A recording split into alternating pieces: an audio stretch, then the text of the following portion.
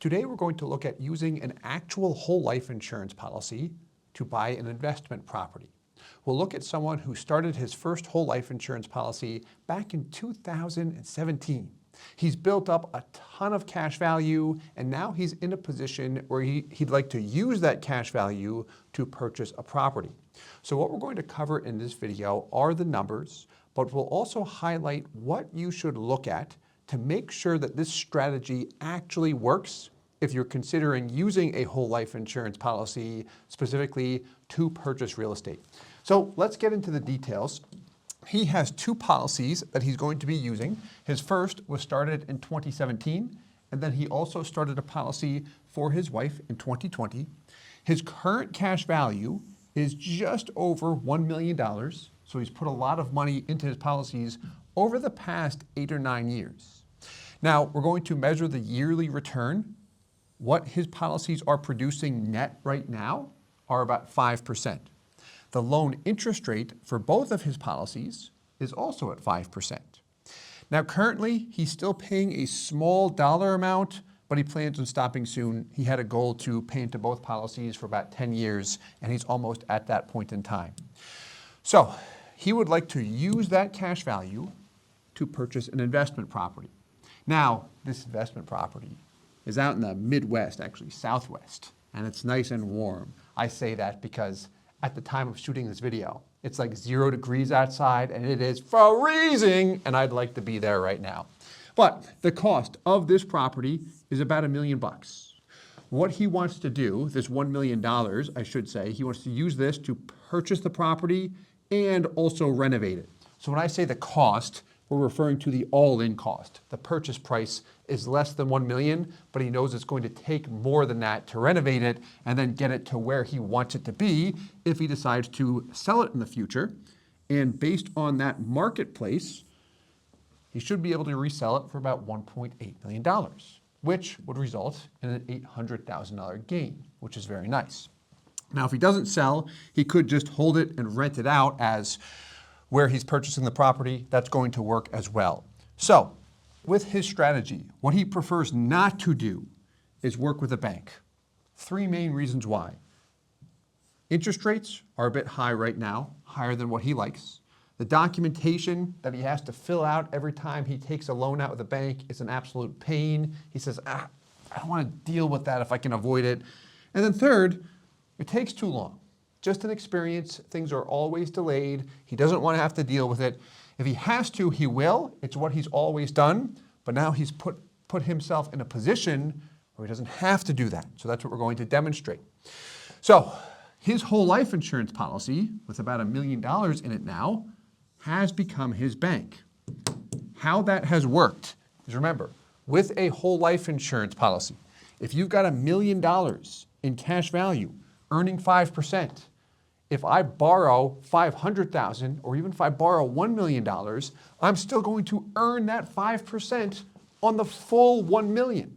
So it doesn't matter if I just let it sit and grow, or if I loan against it, I keep getting that compound interest.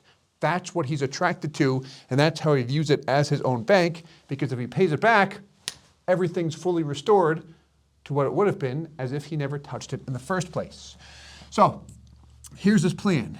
In 2025, he wants to purchase and renovate the property. It might take longer than 12 months, but he thinks he can accomplish it in that period of time. 2025 through 2026, he will have taken his policy loan. During that period of time, he's only going to be paying interest, so he does not plan on paying any of the principal back. Then 2027 through 2030, he plans to pay the interest that's due and also apply $5,000 per month toward the loan principal. So we're going to look at that. And then his plan is to sell it down the road, which during this period of time, he'll still pay the loan interest, but then he wants to quickly pay that loan down. It'll probably be in a big lump sum, but he said, just show me paying it at $500K one year, and then whatever the balance is the next year, I'll wipe it out. Because I might have to account for capital gains tax unless I decide to 1031 exchange the property when I sell it. So here's the big thing that he wants to see. He doesn't want to see just if it works, because when he takes a loan out, like, that's simple. you request a loan, it hits your bank account, direct deposit in a few business days. Like that part's easy. What he wants to look at are the numbers, specifically the yearly return, and compare that with the cost to borrow. And he wants to make sure that he does not have a negative spread, because this is a trap people fall into. So let's take a look at the numbers. First, we'll look at his policies. And what we'll look at are the actual results since he started the policies. So the first one, we've got the 2017 policy. And up here, we see 2017. This is when he started it. These cash values, by the way, are based on exactly what happened every year. We pulled these from his annual statements, so these are real results as time has passed. You can check out the above video where we talk about that and go through the actual documents to verify all of that. But here's his actual policy. Here's the second policy, got on his wife in 2020. So started this one in 2020. And what this box represents, along with the highlighted cash value, is in 2024, the combined values are up here. 2024, just over $1 million. So the amount we had a couple minutes ago, $1,010,000, it's actually a little bit higher than that. So the annual yield represents the net growth rate year over year. Both of his policies are with MassMutual, one of the 4 major mutual companies. MassMutual's 2025 dividend rate is 6.40%. Does it ever hit 6.40%? No. When we're looking at using a policy to buy real estate or for any opportunity or investment, it is so important to see the net yield and then also the net growth in terms of dollars. That'll help make it so transparent when you try and cross-reference it with what you're paying in loan interest. We're going to do that right now. So let's look to use this policy for loans. What we've got is what we just looked at. Here's what he's paying. So for 2024, he already paid. There's the remaining payments for both policies combined. And then this is what we just looked at, cash value death benefit and the annual yield. Okay. Policy loans. So this is a loan workbook that mimics exactly what a life insurance illustration will produce. I know that because I built this and I always cross-reference it with the actual illustrations. The only thing we've got to update is the loan interest rate. So what we've got here, LTV at 95% of cash value. That represents the maximum loan he can pull, and it's based on the cash value. So before we start plugging in numbers, because that's what he wants to look at, I just want to hit on a couple things. We've got annual loan. We're going to plug the $1 million loan in there. When we start to look at principal payments, we'll plug them into loan repayment.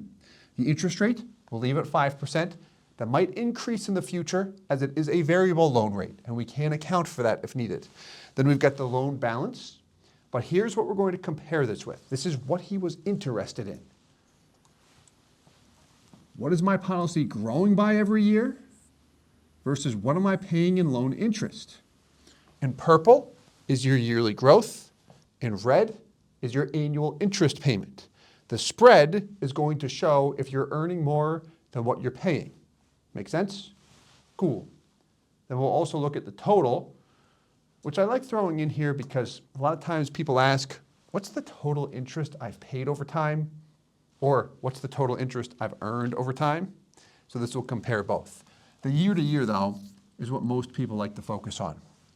So let's plug in that $1 million loan in 2025, shall we? So 2025, he wants to take a $1 million loan. He has enough because his cash value will be $1,082,000. LTV is $1,028,000. Let's plug in $1 million. So he takes his $1 million. What's the impact on that? Well, follow me as I go to the right here. Your loan balance, $1 million. Growth that year, $52,000 and change. Your growth is not going to be affected when you take a policy loan. There's your cost to borrow, $50,000, which leaves you with a net spread of $24.18, and then he's also earning a return in the property. If he can deduct this, if it's classified as a business expense, that can make this even sweeter. However, we always want to work with an accountant when it comes to deducting loan interest on a life insurance policy. Just when you look at the IRS language, there's some language that contradicts itself. But there's the interest payment. So he wanted to do what? In 2025 and 2026, pay interest only. So he does that for 2 years, and you'll notice the growth gets stronger because it's compounding. The interest stays the same because it's still at 5%. If we increase it, which it doesn't look like rates are going to go up, but if we did, that's going to negatively impact that spread. See what we did there? Go back to 5. But even if it goes up to 5.5%, we still have a positive spread, which is beneficial to see. This is what's helpful, where I can see this in advance and also when I have a loan outstanding, especially if I've got a variable rate. If it's fixed, it's fixed. Makes life a lot easier. So here we go. 2 years, interest only. Then do you remember what he wanted to do? From 2027 through 2030, continue to pay interest, but also apply $5,000 per month, which would be $60,000 per year, toward the principal. Let's do that. All right. So there we go. That takes us through 2030. As he's paying it down, what happens? Well, the principal's coming down. Sweet. Your growth has not been affected the whole time. That's been exactly the same, which is cool. To the right, though, the interest now, what's happening? Well, it's coming down. Why? Because you're chipping away at that principal. If you're going to throw 60 grand per year or 5 per month toward the principal, every year the interest calculation is going to be based on that loan principal. So we're knocking it down, which is nice. And then that's going to only impact your spread as well. And remember, these gains inside of the life insurance policy, as long as we don't mess it up, are tax-free. So now I've got the tax-free growth, the cost to borrow, which typically is not tax deductible. If it's a business, maybe, which makes it sweet. But then you've got the spread here. But the tax-free piece makes people go, oh yeah, I like my policy. All right. So there we go with the payments. The last 2 years, he wanted to just pay it off. So that'll be $500,000 this year, and then we've got $260 left. And he'll probably pay it off in one lump sum if he gets the sale price he's looking for. But when it's paid off now, here we go. Loan is paid. I've gotten that same growth year in and year out. No more interest. And my spread is now equal to what the growth is.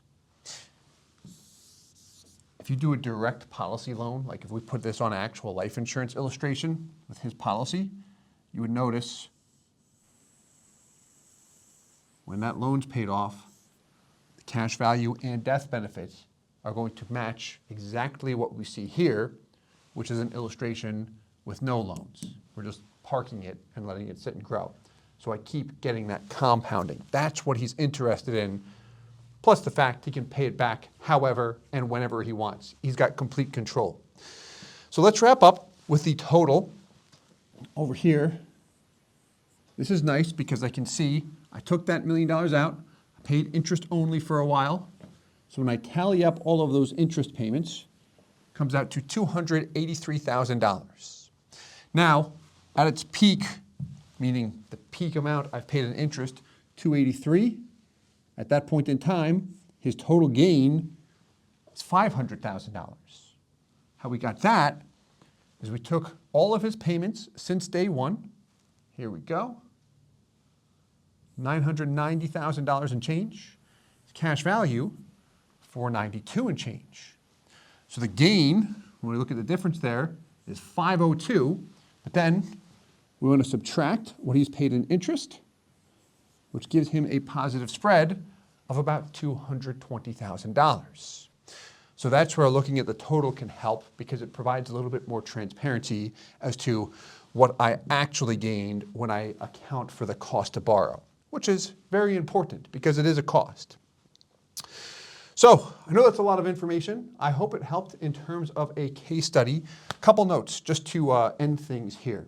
Where this typically goes wrong, because a lot of people are interested in whole life insurance for the cash value and to use it for real estate, is when I get a policy and it's set up for low cash value. What that specifically means is if I put in 10 grand, I take a 30 or 40% hit right off the top, meaning I put in 10 and I see $6,000 or $7,000 in cash value, and it takes me at least 7 years to get my money back just to break even, or even longer than that. That's a big lost opportunity cost. No, when you look at how real estate investors, how wealthy individuals, and how corporations set up these policies, they are juicing the cash value from the very beginning. That's going to give you the most money from start to finish. Another area where this can go wrong is when I, the policyholder, think my money is growing by whatever the dividend rate is. So those were with Mass Mutual. Dividend rate for 2025, 6.4%. Did the growth rate ever equal 6.4%? No, it didn't. I want to look at the net yield. If you really want to see an easy way to do it, I would just look at the growth in terms of dollars. This way I can see the net dollar amount I'm getting from the insurance company and compare that with the dollar amount I'm paying them in loan interest, look at the spread, and make sure that I'm cash positive there. So with all of that said, I do hope that this helps. Let us know your thoughts, and if you have any questions below, feel free to leave them in the comments below, or you can DM me as well, and I'll talk to you soon. Thanks so much.